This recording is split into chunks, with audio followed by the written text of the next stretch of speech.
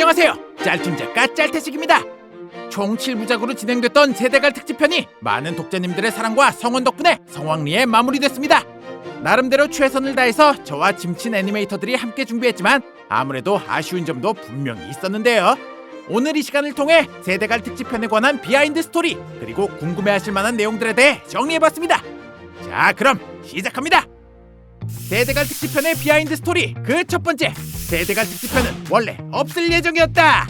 세대갈 특집편 바로 전에 나왔던 특집편은 바로 땅땅아 부탁해 땅땅이 특집편이었죠. 짐승 친구들 3기의 끝을 장식한 이 땅땅이 특집편은 사실 제 마음속에선 짐승 친구들의 마지막 편이었습니다.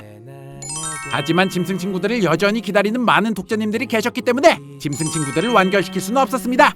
결국 짐승 친구들은 계속해서 연재됐지만 제 마음속에서만큼은 땅땅아 부탁해가 장장 5년을 이어왔던 짐승 친구들의 실질적인 마지막 편이었던 것이죠. 따라서 딱히 특별편은 더 만들지 않을 예정이었습니다. 세대갈씨! 하지만 땅땅이, 현식이, 슌댕이의 특집편이 나왔으니 다음은 당연히 세대갈 편이 나오겠지 하는 독자님들의 기대를 저버릴 수는 없었기 때문에 특별편을 준비해야겠다는 마음을 먹게 된 것이죠.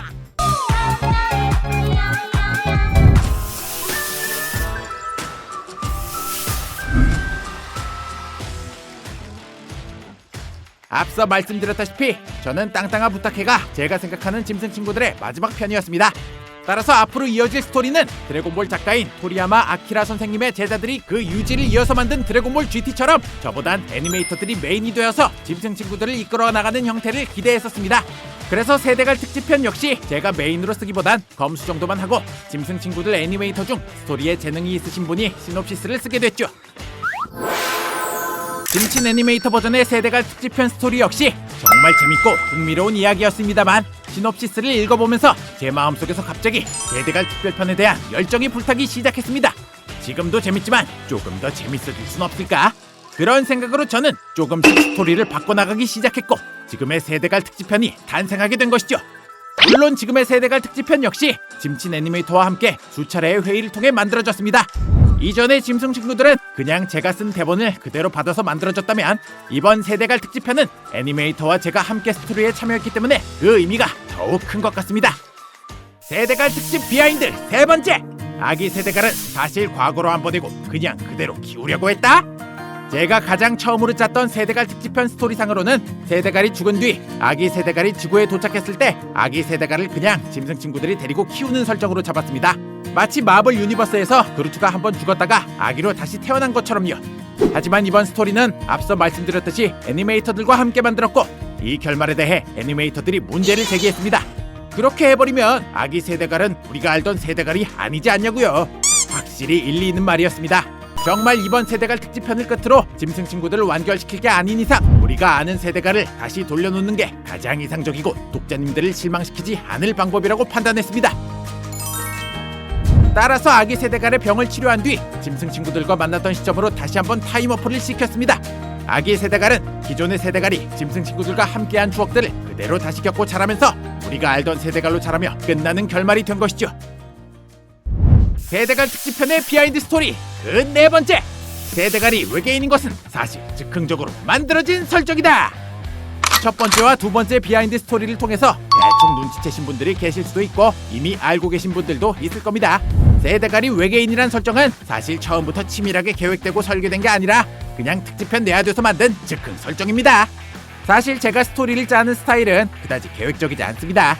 일단 재밌는 스토리, 매력적인 캐릭터를 만들어둔 다음 나중에 특별편이나 진지한 스토리가 필요하면 그때 가서 생각하는 편이죠. 따라서 처음부터 뭔가 수상한 실험을 받은 쥐라는 설정으로 등장한 슌댕이를 제외하고 나머지 짐승들은 모두 나중에 가서 특집편 설정과 스토리를 잡은 다음 특집편을 공개하기 몇 편 전부터 슬슬 떡밥을 던지는 형식이었습니다.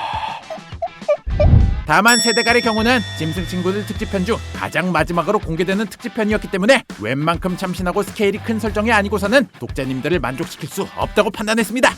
따라서 세대갈은 외계인이다 라는 어떻게 보면 무리수처럼 보일 수도 있는 굉장히 도전적이고 실험적인 설정을 붙여버린 것이죠.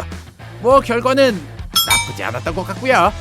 하지만 급하게 붙인 설정일 뿐더러 다른 캐릭터들에 비해 너무 스케일도 크고 그냥 까주십시오! 급발진스러운 느낌이 있는 설정이었던 만큼 개연성이 좀 아쉽거나 설정 구멍처럼 보이는 것들도 몇 개 있었는데요. 지금부터는 그런 부분들에 대해 짚어보는 시간을 가져보겠습니다. 세대가리 타임머신을 만들 줄 알았다면 왜 과거로 돌아가서 세대가르들을 구하지 않았나? 갑자기 타임머신?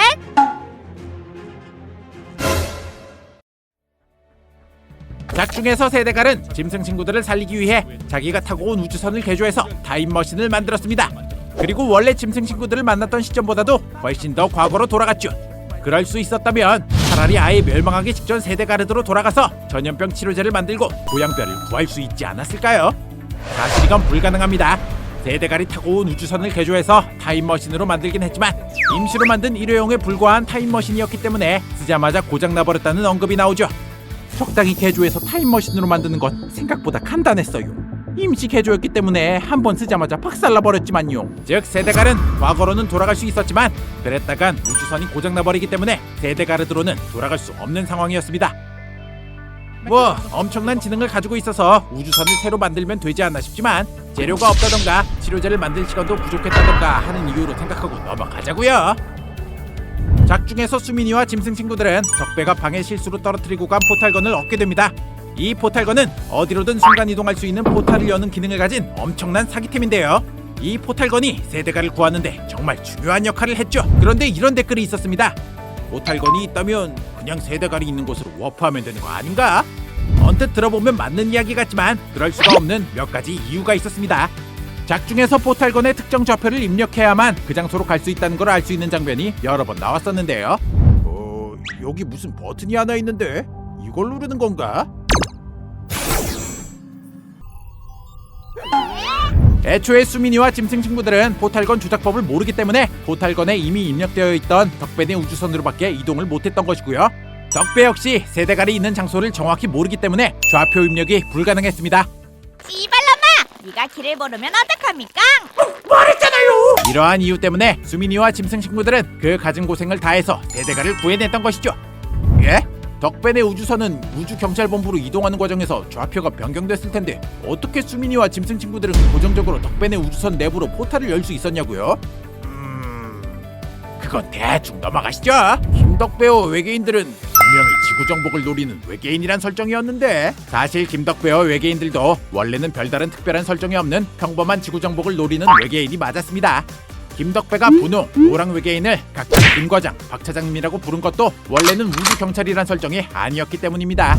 그러나 이번 세대갈 특별편을 통해 지구 정복을 꿈꾸는 외계인인 척하며 잠복 근무를 하던 우주경찰들이었던 것으로 설정이 변경됐죠. 세대갈 스토리를 진행시키려면 또 다른 외계인 캐릭터가 필요했는데 김덕배와 외계인들이 딱 적합한 짐승 근본 외계인들이었으니까요.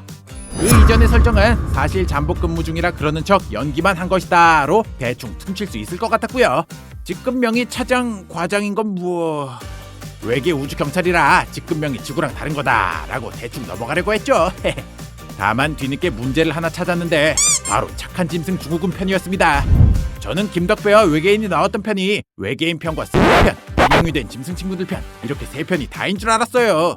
근데 제가 기억 못하던 착한 짐승 중후군은 너무나 당연하다는 듯이 지구 침략 계획을 준비 중이었죠.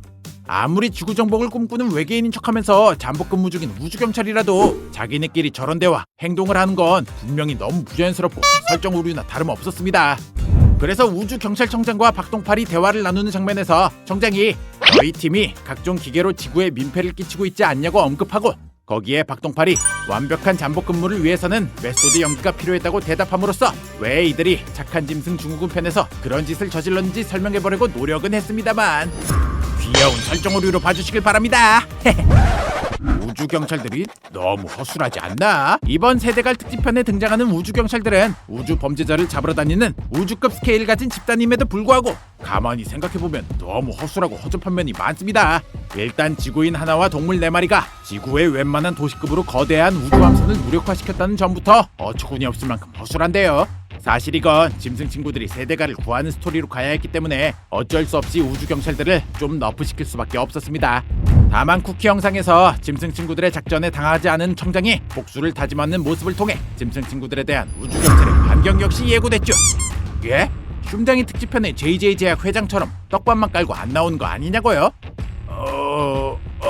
언젠가 나오지 않을까요? 그런 건 미래의 짤태식이 어떻게든 하겠죠 뭐. 김덕배는 왜 이렇게 짐승 친구들을 잘 도와주나? 혹시 스톡홀름 증후군? 이번에 김덕배가 없었다면 사실상 세대가를 구하지 못했을 만큼 김덕배는 짐승 친구들에게 엄청나게 많은 도움을 줬습니다. 같은 우주 경찰이 맞나 싶을 만큼 거의 전력을 다해 짐승 친구들을 도왔죠. 이렇게 김덕배가 짐승 친구들을 도운 표면적인 이유는 짐승 친구들이 김덕배를 협박했기 때문입니다. 하지만 사실 김덕배에게도 여러 최첨단 외계 장비들이 많이 있었으니 마음만 먹는다면 다시 짐승 친구들과 수민이의 기억을 지워서 지구로 되돌려 놓는 건 일도 아니었죠. 김덕배가 짐승 친구들을 도운 더욱 근본적인 이유는 김덕배가 우주 경찰들의 사상과 원칙에 동의하지 않았기 때문입니다. 김덕배는 특집편 내내 끊임없이 고찰했습니다. 우정과 사랑보다 우주의 원칙이 과연 더 중요한가에 대해 말이죠. 이것은 세대갈 특집편을 통해 저와 애니메이터들이 독자님들께 전달하려던 메시지와 같습니다. 우정과 사랑의 힘이라면 원칙을 깨트려서 생길 수 있는 재난은 물론 그 어떤 역경과 고난도 이겨낼 수 있다고요. 김덕배는 이런 짐승 친구들의 생각에 동의했고 그들과 함께 세대가를 구해낸 거죠. 함께해서 개 같았고 다신 보지 말아요. 다음 특집편은 또 언제 나올까요? 아까 말씀드렸다시피 미래의 짤태식이 어떻게든 하겠지만 아직은 저도 정확히 모르겠네요. 아마 2023년 5월에서 6월쯤이 아닐까로 예상하고 있습니다. 이번 세대갈 특집편에서 깨져버린 우주의 인과율, 그로 인해 또다시 벌어지는 거대한 사건 속에서 더 스케일 큰 모험을 펼치게 될 예정이죠. 이야, 벌써부터 애니메이터들 뼈와 살이 갈리는 소리가 들리는데요. 애니메이터들한테 맞아 죽을 수도 있으니까 이건 저와 독자님들만의 비밀이라고요. 다음 특집편에서는 그동안 미뤄왔던 JJ 제약 떡밥까지 한 번에 다룰 수 있으면 좋을 것 같습니다. 어떤 스토리가 됐던 독자님들을 실망시키지 않도록 최선을 다해 노력해보겠습니다. 어느덧 2023년이 찾아왔고 짤툰 채널은 벌써 4주년을 맞이했습니다. 그동안 함께해주시고 지켜봐주신 독자님들께 정말 진심으로 감사드립니다. 앞으로도 재밌고 유쾌한 짐승 친구들과 계속 함께해주시길 부탁드리겠습니다. 사랑합니다.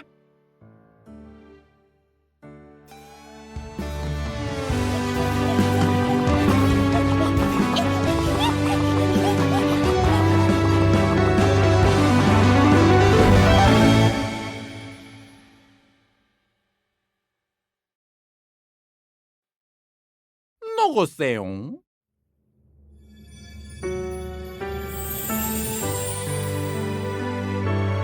어서와 세대갈.